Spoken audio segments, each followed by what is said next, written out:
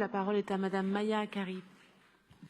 Madame la maire, mes chers collègues, les enfants et les jeunes doivent, à notre époque, faire beaucoup d'apprentissages complexes pour les préparer à leur vie d'adulte.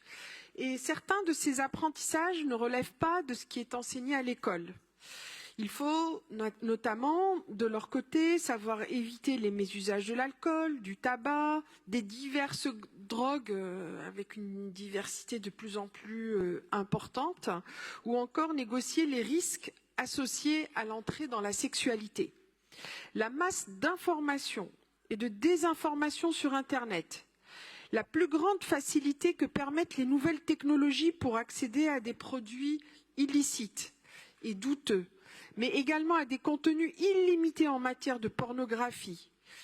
Rappelons qu'un enfant sur 2 à 10 ans a déjà vu une vidéo porno, de rencontres problématiques, de jeux d'argent, et cette conduite à risque est souvent oubliée dans les conduites à risque, et de jeux tout court peuvent aussi précipiter plus rapidement que jamais dans des mécanismes d'addiction. C'est pourquoi il est essentiel de pouvoir compter sur les associations, notamment pour accompagner les parents, les enseignants et autres professionnels, ainsi bien sûr que les enfants et les jeunes eux-mêmes.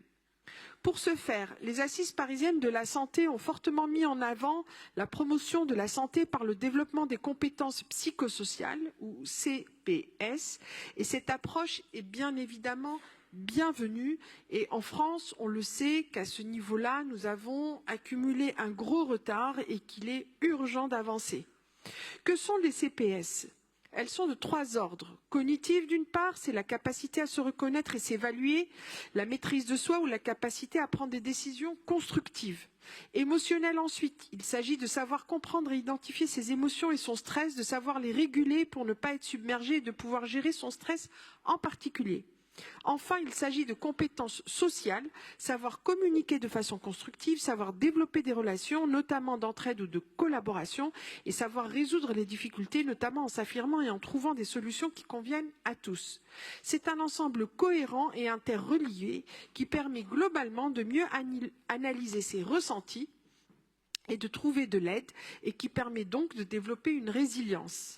Plusieurs des associations qui sont ici soutenues sont engagées dans des actions de développement des CPS des enfants et des jeunes. La NPAA, s'agissant des addictions, la CERMA, s'agissant de tout type d'emprise, et Arrêt Média, autour de la restauration de l'estime de soi, de la confiance dans les adultes et les institutions. Dans les 18e, avec les enfants de la Goutte d'Or, ce travail s'est particulièrement axé sur les jeunes suivis en prévention spécialisée dans le cadre de l'opération Sport, Santé et Prévention pour tous et toutes pendant les vacances scolaires en 2023, notamment autour du foot, en travaillant la joie de l'emporter, la frustration ou la colère de perdre, pour faire comprendre plus généralement la connaissance de ces émotions et leur régulation. D'autres actions ont pu être menées par Opélia en lien avec Étoile du Sol, sur le parc Marcel Samba et sur les 3 tours du 18e. C'est l'occasion pour moi de saluer ce travail mené dans la proximité en partenariat avec les clubs locaux, et pour souligner que l'entrée par les CPS permet une synergie très efficace entre la prévention des différents types de conduite à risque, derrière la grande diversité des thématiques envisagées, le développement des compétences psychosociales donne une unité et une résonance aux interventions de terrain dans l'intérêt des enfants et des jeunes. Je vous remercie. Merci beaucoup.